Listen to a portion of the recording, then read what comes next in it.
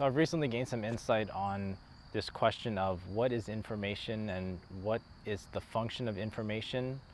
What does information allow an agent or decision-making system to do? And I gained a lot of insight into this recently by thinking about it in the context of the paradigm of reinforcement learning. So I'm going to show how in that context you come up with a really nice definition. And as I've thought about this more and more, I've realized how philosophical this really is, and I'm trying to form like a really general picture with a focus on what the functional definition is of information as something which is part of a complex system, basically. So the first thing to get clear is that we're not talking about information in terms of the physical media that this data or information is stored on. We're not talking about the text, the configuration of matter that represents the text on the page or the data stored on the hard drive. That's just like the vehicle that's kind of responsible for transmitting the information, but that's not, I wrote the physical medium storing the information is not the information. So that's the first sense in which we have to differentiate. We're not talking about what's actually the configuration of matter that's actually carrying that information. Smells even that you perceive, sound, things that you see, just anything that can come in through perception can convey some type of information. I like to say that like smells don't lie, because smells, when you smell something, like you know definitively that this material is present. Whereas other kind of modalities, you may be able to like pull some kind of like illusion, like visually see some kind of optical illusion. I guess there could be illusions in olfaction too, but I had thought a lot before about the nature of energy in complex systems, and how ever since I was a physics undergrad, and ever since I learned about the concept of energy, I struggled to understand what is that? What really is energy? It turns out that energy is kind of like a property of a system, or the way that it's a good way to think of it. It's not like energy exists anywhere physically. It's more like, my definition is like sort of the ability for a system or a component in a system to do something, usually involving like motion or some kind of transformation.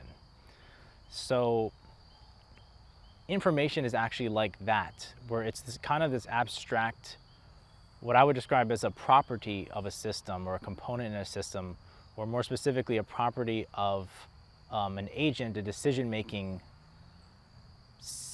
system. And it's a property that when it is acquired, when they perceive that, or when they gain that information, it affects their decision-making process. So that's like a first point, that's like a big overhead view of an abstract way to think of what information does for an agent. To give one example of this, like I had been working on, for my dissertation work, I've been working on this simulation of ant alarm behavior and spreading essentially of alarm information in a colony. And we modeled them kind of literally moving around in a space with agent-based modeling. And then when a single ant is kind of inserted as a seed of alarm information, she can spread it to others by contact. And so there's kind of this state transition. The way that we actually handle it in the code is to literally update the state of the receiving agent to change that. It's really just a binary state. We change them from uninformed to informed. And then when they're informed, having that state, they can now, it changes their behavior by some rules that I'm not going to go into, but it makes them move faster and start spreading the information further. So you end up with this kind of propagating wave sort of information just expanding out, everyone just spreading it. So in that context, the information you can see is kind of like identified with, there's like identical with the state of the agent that changes their behavior. It causes them to do different things. So that's another kind of idea of what information is, that when you have it from a behavior point of view, it changes what you are actually doing, or makes you more likely to do other actions. So I had figured this idea out, that you can think of information kind of as a property of the decision-making agent. And in the context of reinforcement learning, I'm going to explain this in such a way that you don't have to know the details. Reinforcement learning is a huge, basically a paradigm or collection of algorithms. You don't have to understand the details of how those algorithms work to understand how I'm going to explain this. But basically, it models this agent as you're in a state, like you could say you're maybe at a state being like one physical point in space at a certain point in time. And then from that state, you have the ability to take some number of actions. Let's say that's like a fixed number of actions that you can go in like 4 different directions. You could simulate an agent moving through this environment of space by just having them pick a direction to go in at every point.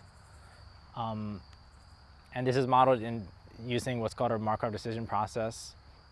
Part of that paradigm is that there are ways of, if you're trying to get to an end goal, like you're trying to get to one end of the box or trying to get out of the maze, in some of the modern paradigms, or the modern algorithms, like they'll have a neural network estimating the value of each of these potential actions given the state.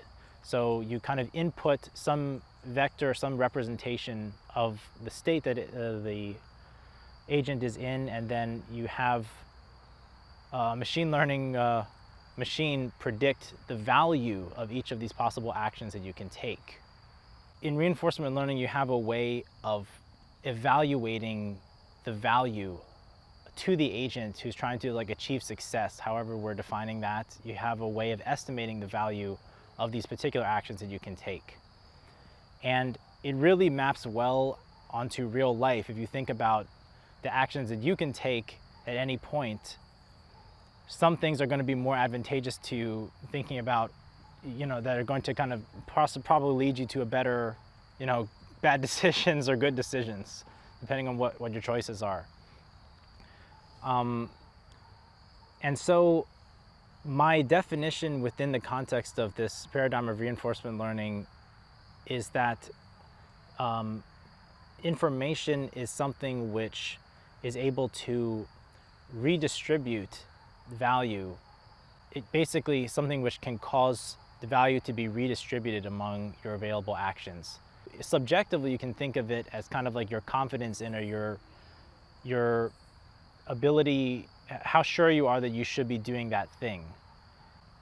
If you were trying to decide to go to the park, or go to the grocery store, or go to the craft store because you have some errands or something to do, and you learn from looking on the internet or something that the craft store is closed, or maybe you also learn that there's a special deal going on at this grocery store that you really want to get.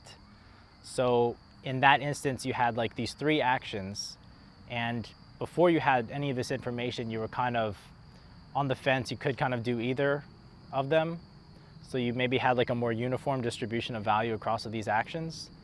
Then once you get that information, okay, definitively now we're narrow. You reduce uncertainty about the environment and say, now definitively we're going to go to that grocery store. So in that way, you've kind of redistributed the value, concentrated it in that one action.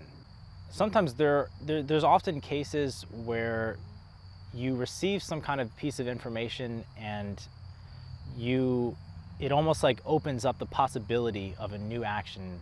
Sort of like you didn't realize that this was even a possibility before, and now you can do that.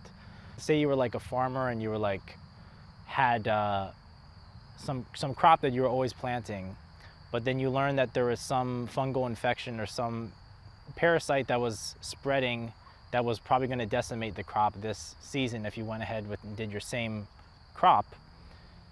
Then you go and research. Some information comes to you through looking in the internet that there's this totally different crop that is not only resistant to the infection, but is more profitable at this year. It's not like you could not have planted crop B, the new crop, before.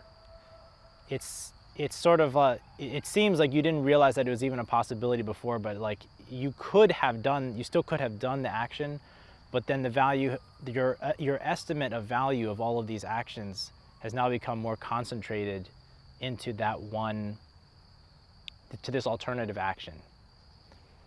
Another example would be something like if you were being really sneaky, if you're doing illegal insider trading, and you learned that some company that you were going to invest in was going to go under,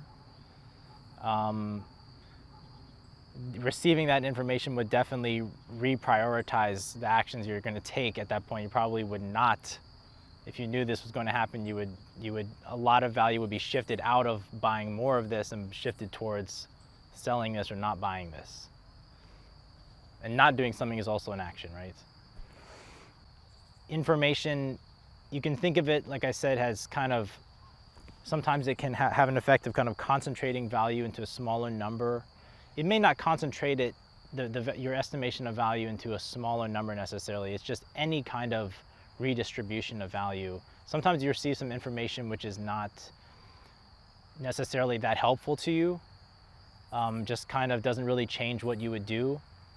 If you knew that someone was coming into town and you don't really know them really well, you weren't really planning to see them or anything like that, knowing that they were coming into town wouldn't really change what you would do anyway.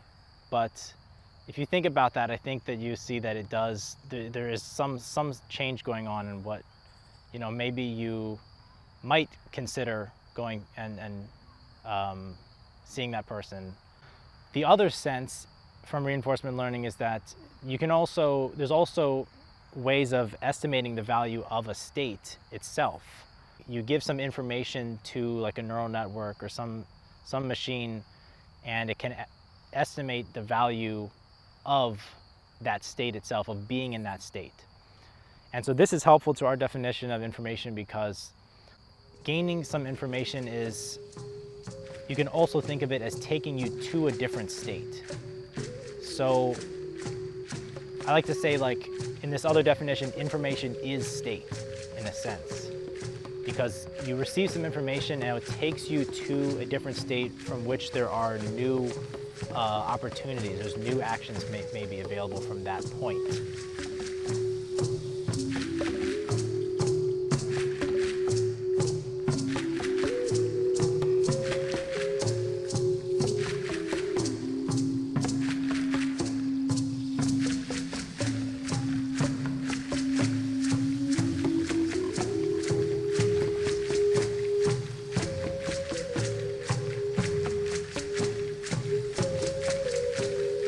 Me going through my program here, it's like I'm trying to get to this ultimate higher value state of completing the program, getting these papers done. It's like you're at that point when you've published this paper, or you've finished your degree or whatever, you're at a much higher value state. So we're like trying to take actions which eventually lead you to that higher value state.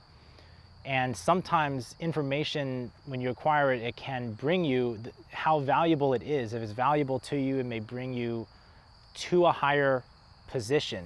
It's like information is often like empowering, or at least in the mind, you think about it evolutionarily, we usually like learning, we usually feel some kind of subjective reward when you gain some good information, what's the gossip, what's the inside information. It's empowering to you to receive that. So it's like, in that sense, it's taking you to you're kind of gaining some kind of advantage from knowing that, because you have more sort of actions available to you. You have possibly more advantageous actions available. So that's just another sense. So these are two senses in the context of reinforcement learning. And I've been trying to like map these ideas onto everyday life and see, the validity of this kind of theory, this really philosophical abstract definition, should be based on how well you can apply this to real life situations.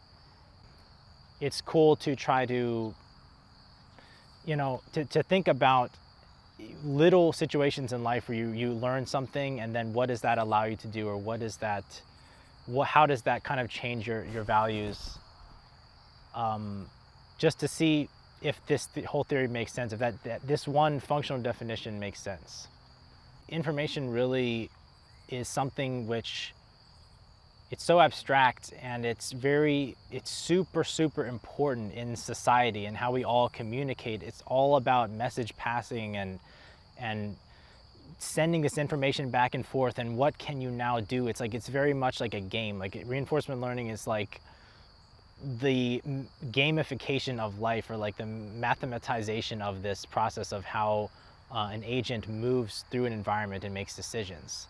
It's a really beautiful paradigm of kind of modeling things. I personally wasn't comfortable even thinking about or using the term like reinforcement learning, using the term information before I had a more like solid understanding of what are we even talking about when we say information. What does that mean if an answer, an agent has information? So I hope that clears. I hope that definition can you can test that out and see if that makes sense, and I hope that will help clarify this this topic. Yeah, there's bugs out here. Goodbye.